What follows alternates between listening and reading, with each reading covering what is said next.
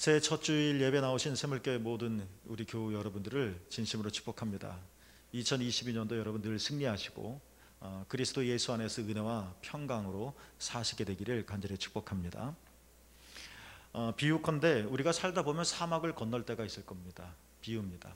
그리고 사막, 요즘은 사막이 관광지로 유명하기는 하지만 사막을 건너다가 우리 인생의 바퀴가 모래에 수렁에 깊이 빠져서 헛바퀴 돌아서 빠져나오지 못하는 안타까운 경험들도 하게 될 겁니다. 모든 사람들에게 이런 일들이 경험되어지죠. 오늘은 이런 말씀을 드리려고 합니다. 어떻게 우리는 그 모래 수렁에서 빠져나올 수 있을까 하는 것입니다. 수렁이 크든 작든 인생이 계속 헛바퀴 돌아서 조금 더 앞으로 나갈 수 없고 힘은 쓰지만 성과가 없고 애를 쓰지만 몸부림을 치지만 계속 그 자리일 뿐, 그리고 조금 더 전진하지 못하여 또 계획한 것들에 차질이 생겨서 애타고 속이 아프고 울분이 터지는 그런 우리의 그 모래 수렁 속에 섭밖에 도는 우리의 인생 속에서 우리가 어떻게 헤어나오며 새로운 길을 향하여 나갈 수 있을까 하는 이 내용들로 말씀드리려고 합니다. 탕자 이야기를 좀 계속 나눠보겠습니다. 아버지의 집을 떠난 둘째 아들이 있었죠. 아버지의 집을 떠난 것이 아니라 먼 지방으로 갔다라고 지난 주일날 말씀드렸습니다. 그리고 이 먼 지방이라고 하는 것은 단순히 미국, 아프리카 어떤 지역에는 다른 진짜 거리가 먼 그런 나라가 아니라 아버지 집을 완전히 연초된 둘째 아들의 삶을 의미한다라고 했습니다. 이 탕자 이야기는 비유니까 말입니다. 사실적으로 이해해서는 안 되겠죠. 이렇게 아버지의 집을 떠나 먼 지방으로 가게 된 둘째 아들의 삶의 결과는 무엇이냐? 궁핍이었다라고 말을 합니다. 그가 궁핍하게 되어졌죠. 가난하게 되었습니다. 먹을 것이 없게 되었습니다. 삶이 곤고하게 되었다. 아버지 집을 떠났기 때문입니다. 참 어려워졌죠. 그리고 또 하나 우리가 좀 주목해 볼 말씀은 지난 주일날도 말씀드린 거지만 16절에 보면 주는 자가 없는지라. 저는 이 둘째 아들의 이야기를 예수님의 비유를 읽으면서 이 단어에 좀 많이 눈이 갔습니다. 주는 자가 없었다. 여러분, 나 혼자 잘 살 수 있는 것 같지만 그런 삶은 아무도 없습니다. 내가 영향력을 더 많이 끼칠 수 있는 관계는 있겠지만 내가 누군가에게 받지 않고는 살 수가 없습니다. 제가 아무리 예를 드는 겁니다. 제가 아무리 설교를 잘하고 은혜롭고 능력이 있다 할지라도 듣는 사람이 없다면 이 설교는 가치가 없는 겁니다. 그런 것처럼 나 혼자 독보적인 관계는 없습니다. 누군가로부터 우리는 받아야만 합니다. 그런데 둘째 아들의 경우가 뭡니까? 이것은 그냥 단순히 이야기가 아니라 주는 자가 없었더라. 정말 그렇게 한 명도 없었을까요? 70억 인구가 다 둘째 아들을 애워싸면서 위로하며 베풀지는 않겠지만 진짜 한 명도 왜 없었을까요? 이것은 삶이 얼마나 허망함을 말하는지 잘 이야기해주고 있습니다.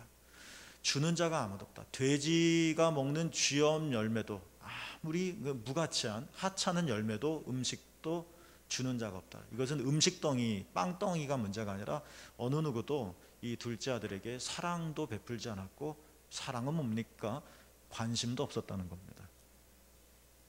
사람 취급도 하지 않았다는 거겠죠. 이게 둘째 아들의 아버지 집을 떠나 먼 길로 간 현실입니다.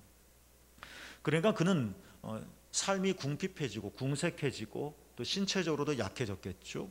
뿐만 아니라 주는 자가 아무도 없었다. 아무도 그에게 다가오지 않는다. 그것은 그의 내면이 이렇게 공허하고 외롭고 아무도 나를 이해해 주지 못하는 것 같고 그로 인해 화가 나는 그런 어떤 설명할 수 참 어려운 내면의 혼동스러움을 가지게 되었습니다. 예수님의 비유를 보면 그러나 이런 둘째 아들이 나중엔 변화되어졌습니다. 궁핍이 23절에 보면 아주 새로운 단어가 나오는데 살진 송아지라는 단어가 나오죠. 바뀌었습니다. 먹을 것이 없었던 이 둘째 아들이 살진 송아지, 그것도 은유적인 표현이죠. 또 주는 자가 없었다 하는 이 둘째 아들의 형편이 24절에 보면 그들이 즐거워하더라 하는 말로 변화되어집니다. 우리가 꿈꾸는 삶입니다. 날마다 잔치상을 받아먹는 것이 삶이 아니겠지만 그러나 함께 즐거워할 수 있는 그 무엇이 사실 이게 행복이지 않겠습니까? 깊은 모래 수렁에서 우리가 헛바퀴 돌던 우리의 인생이 거기서 빠져나와서 함께 즐거워하고 살진 송아지를 누릴 수 있는 그런 삶, 우리가 꿈꾸는 거지 않습니까? 이렇게 바뀌었습니다. 둘째 아들의 삶이. 여러분, 이 변곡점이 어디에 있을까 하는 것들을 오늘 좀 묵상해 보려고 하는 겁니다.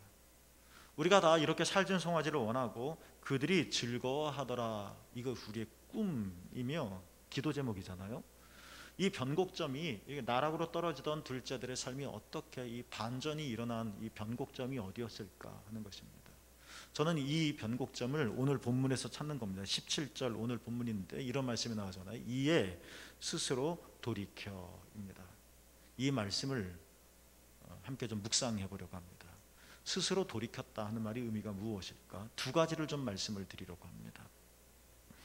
스스로 돌이켜라고 하는 오늘 17절의 말씀이 표준 세번역에는 이렇게 번역되어 있습니다. 제정신이 들어서. 따라해 볼까요? 제정신이 들어서. 여러분, 이것은 정신 똑바로 차려 라는 호된 꾸지람이 아닙니다. 이것은 은총입니다. 은총. 정말 기가 막히게 아름다운 꽃이 내 옆에 있음에도 우리가 못 보고 지나칠 때가 많잖아요. 행복이 내 바로 코앞에 있는데 우리의 시선이 저 멀리 다른 것에 향하여 있어서 몰라보는 경우들이 있잖아요. 집 떠나보면 집이 얼마나 좋은지 알게 되지 않습니까? 제 정신이 들어서 몰랐는데 어느 날 문득 깨닫게 된 겁니다.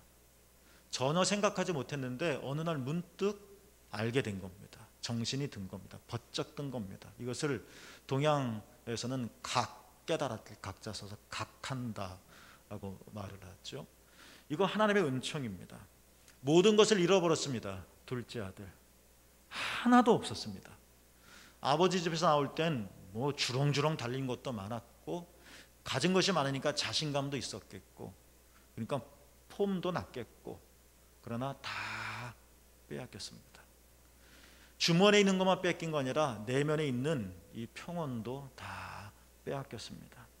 이렇게 모든 것을 잃어버렸을 때 둘째 아들 어느 순간이죠?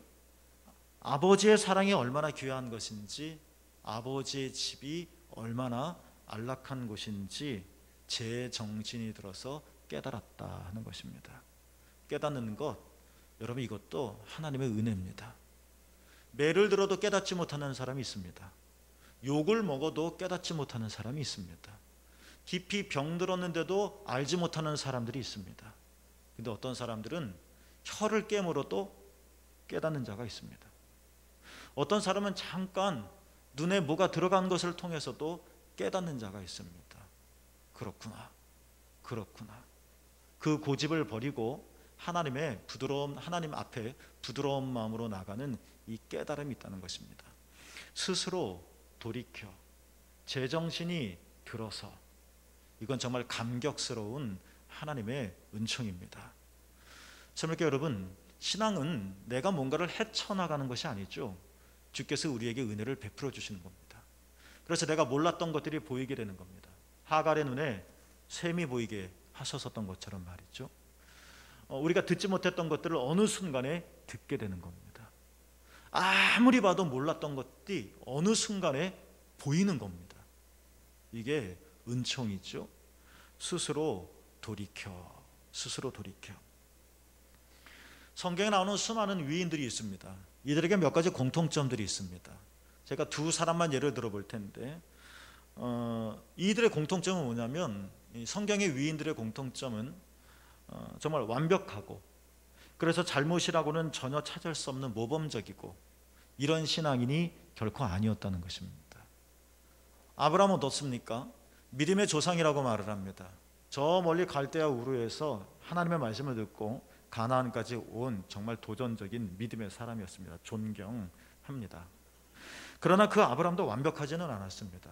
흉년이 들었고 그래서 애굽, 지금의 이집트로 내려갔을 때 자기 목숨을 부지하려고 하는 이 두려움 때문에 아내를 누이라고 거짓말하여 속였습니다. 누이 맞습니다. 누이 맞아요. 혈통적으로 누이 맞습니다. 그러나 누이가 아니라 아내죠. 거짓말했습니다. 완벽하지 못합니다. 잘못 많이 했습니다. 큰 실수했습니다. 신약 성경의 베드로는 어떻습니까? 베드로, 우리가 다 베드로같이 되기를 원하죠. 그의 굳센 믿음 말입니다. 그러나 베드로가 처음부터 믿음이 그랬었을까요? 예수님께서 정말 충격적인 말씀을 베드로에게 하신 적이 있었는데, 마태복음 16장에 보면 베드로를 향해서 예수님께서 하신 말씀이 뭐냐면, 사탄아, 내 뒤로 물러가라. 이런 어마어마한 말씀을 하셨습니다. 베드로에게. 주는 그리스도시요 살아계신 하나님의 아들이십니다 라고 고백한 베드로에게 충격이었을 겁니다. 충격. 아브라함이 아내를 누이라고 속일 때 유쾌하지 않았을 겁니다. 이 바보 같은 놈, 내가 왜 이랬지? 자기를 꾸짖었을 것이고, 이런 미련하고 연약한 자기를 한탄했을 것입니다. 그러나 어찌할 수 없는 그런 자신의 현실이 있는 겁니다. 이렇게 연약했습니다. 여러분, 그런데 그들이 이렇게 절망 가운데, 한숨 가운데 있었을 바로 그때에 동시에 어떤 일이 일어나고 있었나요?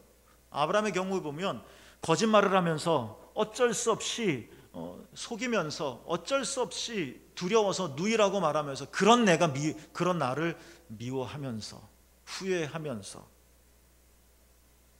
바로 그때에 하나님은 어떤 일을 하셨습니까? 하나님이 직접 나셨습니다. 아브라함이 제발 내가 잘못했으니까 좀 살려주세요 기도하지 않았습니다. 바로가 좀 이상해서 거두어드리지 않았습니다.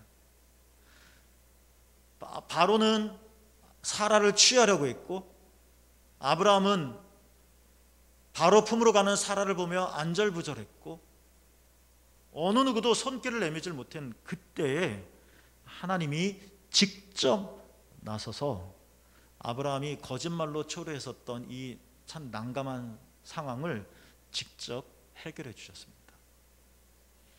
사탄아, 내 뒤로 물러가라. 호된 꾸짖음이었지만 예수님은 이렇게 꾸짖지만 않으시고, 누가복음 말씀에 보면 그의 믿음이 떨어지지 않도록 내가 너를 위해서 기도하겠다, 기도한다 라고 말씀하셨습니다. 그러니까 사단에 현혹되어서 헛된 말을 쏟아내고 사단에 속아서 거짓된 생각에 휩싸여 있었을 때, 바로 그때 예수님은 뭐하고 있었다는 겁니까? 너의 믿음을 내가 붙잡는다. 너의 믿음이 땅바닥에 떨어지지 않도록, 사단이 밀가부르듯 너를 넘어뜨릴 텐데 너가 넘어지지 않도록 내가 너를 위해서 기도하겠다. 주님의 말씀입니다. 그러니까 베드로가 사도가 될 수 있지 않았겠습니까? 안셀름 그린이라고 하는 사람이 쓴 책 아래로부터의 영성을 읽어보면 이런 하나의 오랜 역사 속에 전해 내려오는 이야기를 소개하고 있습니다. 홀레 부인이라고 하는 제목의 동화인데요, 거기에 주인공이 골드 마리입니다. 예쁜 소녀죠. 그런데 이 계모의 학대를 받으며 살았습니다. 계모가 아주 못됐습니다. 그 소녀는 손가락에서 피가 날도록, 피가 터질 정도로 매일 엄청난 양의 배를 짜야 했습니다. 배를 짜다가 자꾸 찔리는 겁니다. 그러니까 날마다 피투성이가 되는 거죠. 그런데도 이 계모는 그런 골드마리를 위해주거나 사랑해주거나 위로해주거나 피를 닦아주거나 전혀 그러지 않았습니다. 어느 날이었죠. 이 골드마리가 배를 짜다가 흘린 이 피로 얼룩진 이 실패가 있지 않습니까? 이 실패를, 이것도 안 닦으면 혼나니까 닦다가 그만 실수로 우물 속에 실패를 떨어뜨립니다. 아니, 오늘 짜야 할 배의 양도 있는데 실패까지 우물 속에 빠뜨려 잃어버렸다면 난리겠죠. 걱정이 태산 같았습니다. 그래서 이 골드마리가 이 우물에 빠진 실패를 건지려고 우물 안으로 들어갑니다. 깊숙이 들어갑니다. 깜깜한 곳으로 들어갑니다. 캄캄한 곳을 통과합니다. 그런데 그곳에서, 그 깊은 우물 안에서 어떤 일이 벌어지냐면 어머니의 손길을 지닌 훌레 부인을 만나게 된다는 이야기입니다. 그리고 이 훌레 부인을 만나게 되면서 골드마리는 아주 충만한 그런 삶을 살게 된다 하는 그런 스토리인 것이죠. 여기서 이 이야기에서 우리가 주목해 볼 것은 무엇이냐면 이 골드마리가 우물 안으로 내려갔다라는 것입니다. 아무도 원치 않습니다. 거기에 뭐가 있겠어 라고 생각합니다. 우물 안은 내가 사는 장소가 아닙니다. 일상의 장소는 아닙니다. 우리는 우물 밖에서 살죠. 그런데 때로는 정말 우물 안으로 들어갈 수, 울며 실패를 찾아야 되니까 들어갈 수밖에 없는, 그러니까 우물 안으로 들어간다는 것은 첫째, 절망적인 나의 삶을 상징한다라고 말할 수도 있습니다. 우리 그럴 때가 있을 겁니다. 진짜 깜깜할 때가 있을 겁니다. 한번 말씀드렸었지만 저는 이 이야기가 아직도 귀에 메아리 치는데 아주 굉장히 오래전이죠. 어떤 권사님을 신방하는데 집안에 문제가 생겼습니다. 다 들었죠. 신방 갔죠. 그분이 저에게 하신 첫 번째 말씀 중에 하나가 뭐냐, 목사님 우리 집에도 봄이 올까요? 이 말이었습니다. 봄은 오죠. 계절은 오겠죠. 그러나 그 권사님 말한 봄은 그런 게 아니잖아요. 우리 집에도 봄이 올까요? 그러니까 이 우물 안으로 내려갔다고 하는 것은 그녀의 절망적인 상황을 의미하는데 동시에 여러분 우리가 기억해야 할 것이 있습니다. 성경도 그렇고 소개해드렸던 홀레부인이라고 하는 이 동화 속에서도 그런 것인데, 우물 안으로 내려갔다는 것은 절망적인 상황만 의미하는 것이 아니라 하나님의 계신 내 자신의 깊은 내면으로 들어가는 것이다 라고 안셀름 그린이 해석하기도 합니다. 우리는 이거 어쩔 수 없이 울며불며 어쩔 수 없이 누이라고 속이고 어쩔 수 없이 주님을 붙잡았는데 사탄아 꾸지람 듣고 우물 안으로 들어가고 아내를 바로의 품에 안겨야 하고 우물 안이죠. 그런데 그 우물, 깜깜하기만 했던 우물, 소망이 없었던 우물, 아주 좁은 우물, 나락으로 떨어지는 것 같은 우물, 그러나 그 우물 안에 누가 계셨느냐? 바로 하나님이 계시더라는 것입니다. 역설적입니다. 바로 그렇습니다. 우리가 탕자 이야기에서 궁핍이라고 하는 단어, 또 주는 자가 없다라고 하는 이 상황에 우리가 처하게 되면 보통 일반적으로 두 가지 반응을 할 겁니다. 나에게 뭔가를 주는 사람, 뭔가 나를 사랑해 주는 사람, 첫 번째 반응은 그러한 사람들을 찾아 나섭니다. 누구 나에게 좀 먹을 것을 주세요. 누구 좀 나를 사랑해 주세요. 누가 좀 나를 아는 척 해주세요. 누가 나를 좀 인정해 주세요 하면서 외부로 쫓아다니면서 사람들에게 사랑을 구걸하고, 돈을 향하여서는 좀 나에게 좀 와주세요 라고 말하면서 우리는 돈을 애걸애걸하며 찾아다닙니다.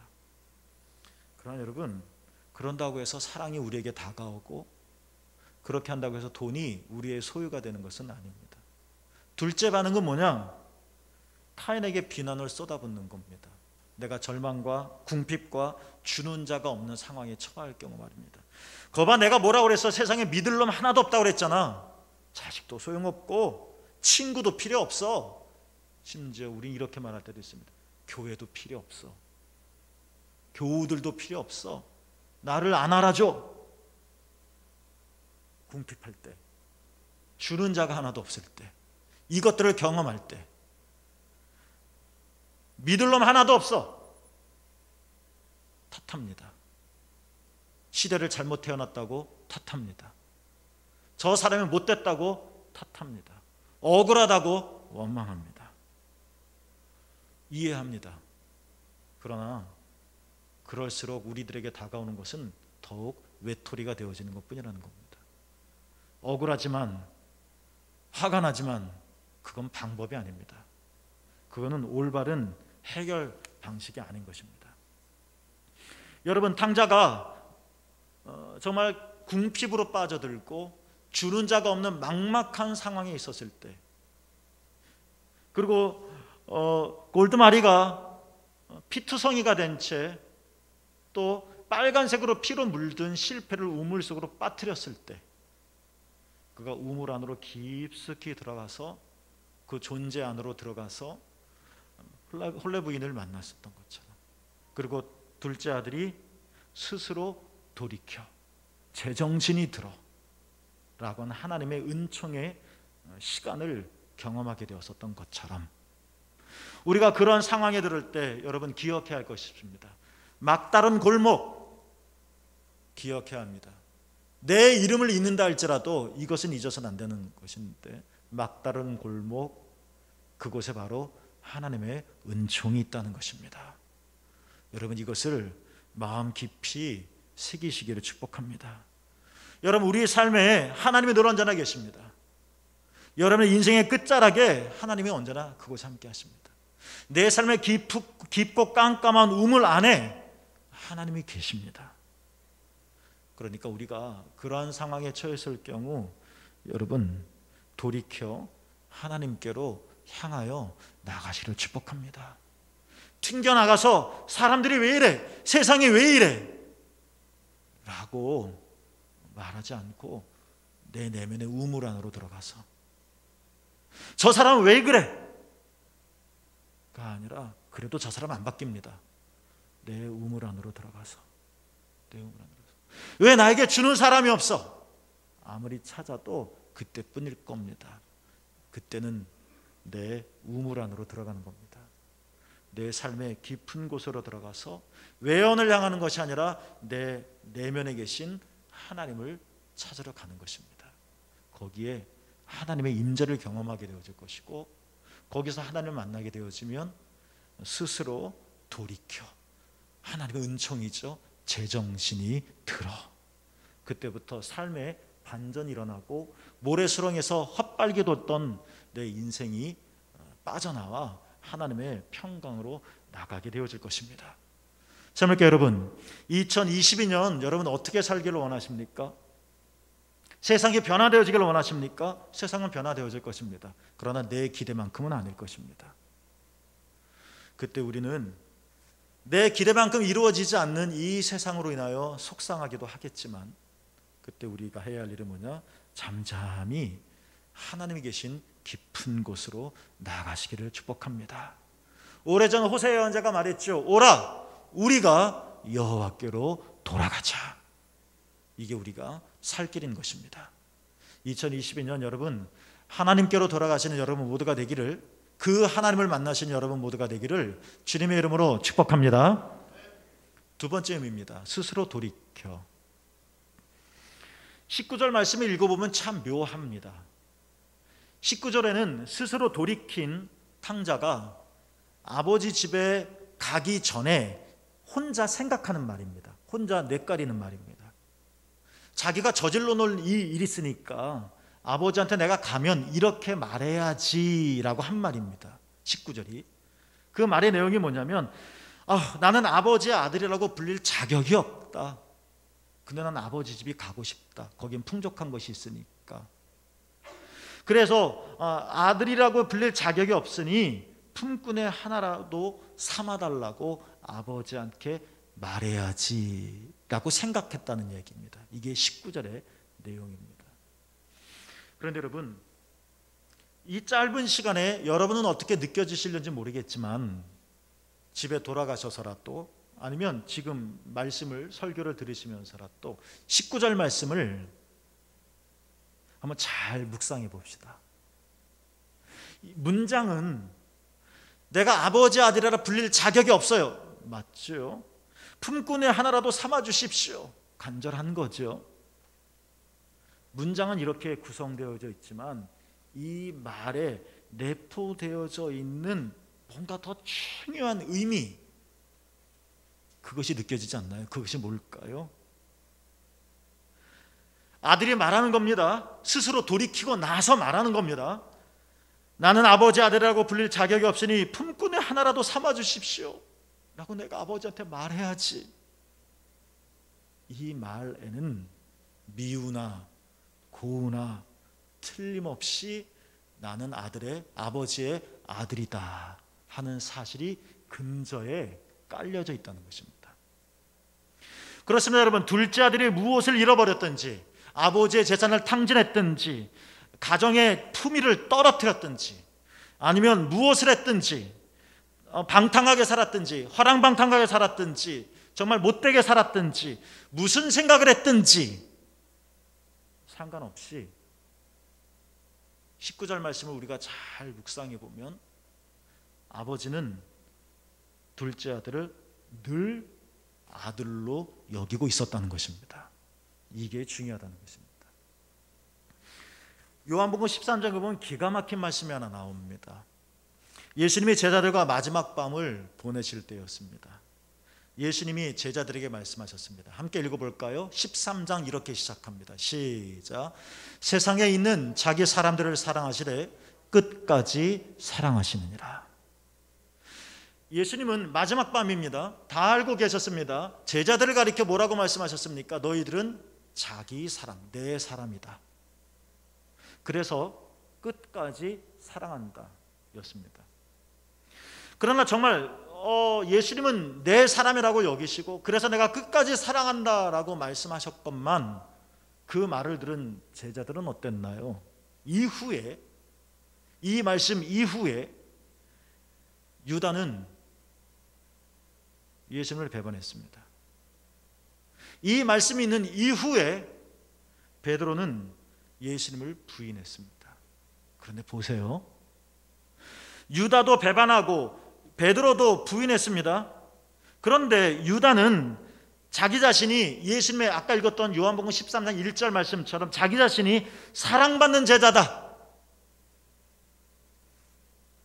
사실을 놓쳐버렸습니다. 똑같이 들었는데. 그래서 스스로 목매어 죽었습니다. 반면에 베드로는 절망의 깊은 수렁에 빠져 허우적거리면서도 우리 모습과 똑같죠. 허우적거리면서도 그는 들었죠. 나는 사랑받는 제자다. 이 생각을 포기하지 않았습니다. 베드로는 눈물을 흘리면서 가슴을 치면서 자신이 주님을 모른다고 부인한 것에 아주 통곡을 하면서 그래도 베드로는 예수님께 돌이켰다는 것입니다. 그렇습니다, 여러분. 유다는 죽음을 선택했고 베드로는 생명을 선택했습니다. 그렇습니다, 여러분. 우리도 선택해야 합니다. 스스로 돌이켜라고 하는 말의 의미가 그렇다는 것입니다. 우리는 스스로 돌이켜, 신앙은 감상과 느낌이 아닙니다.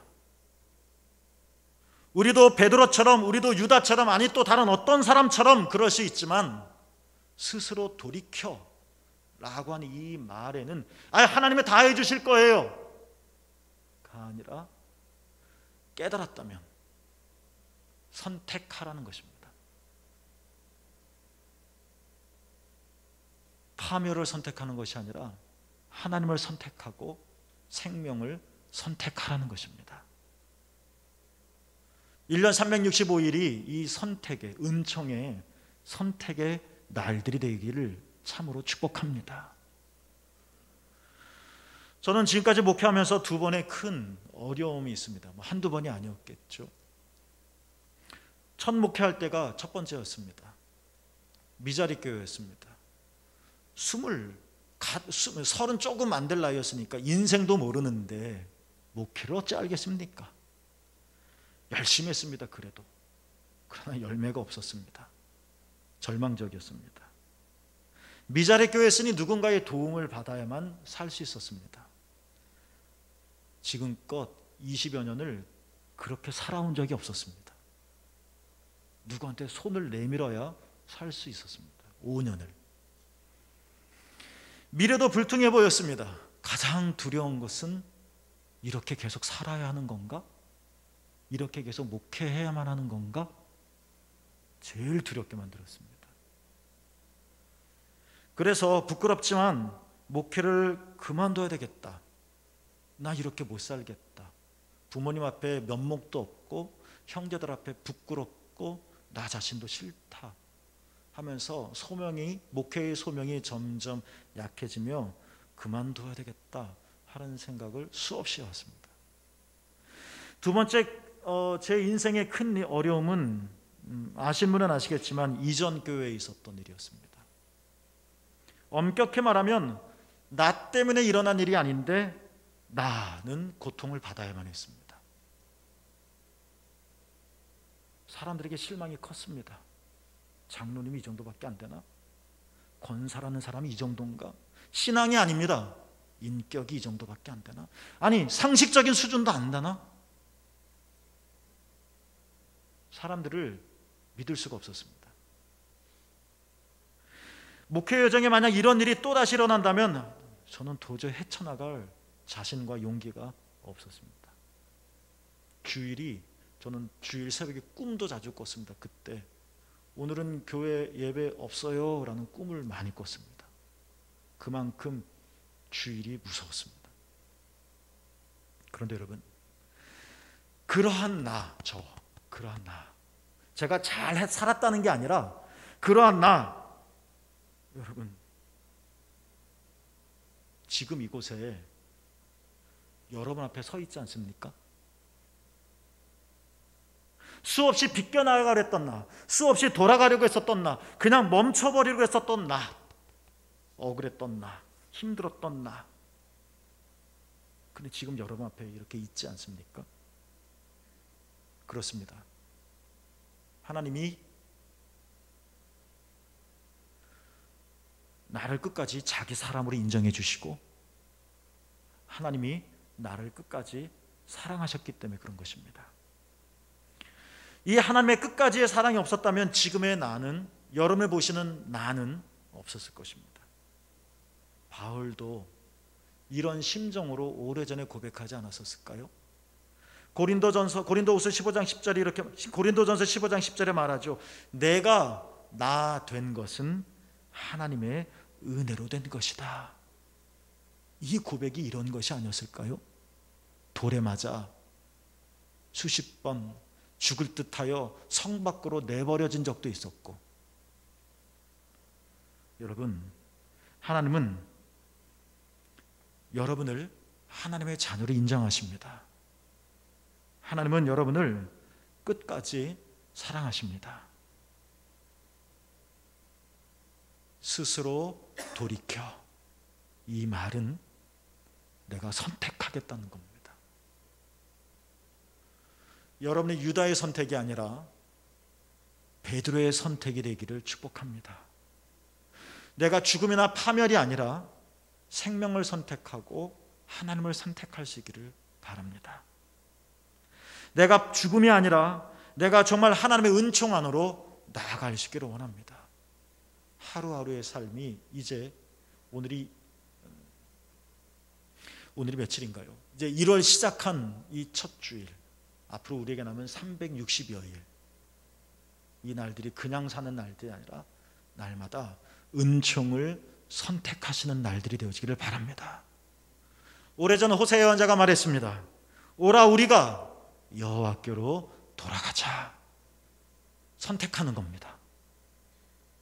여러분의 삶이, 여러분의 생각이 하나님과 생명을 선택하셔서 살진 성화제 같은 즐거움이 주 그리스도 예수의 은혜 안에서 여러분에게 펼쳐지기를 우리 주님 예수님의 이름으로 축복합니다.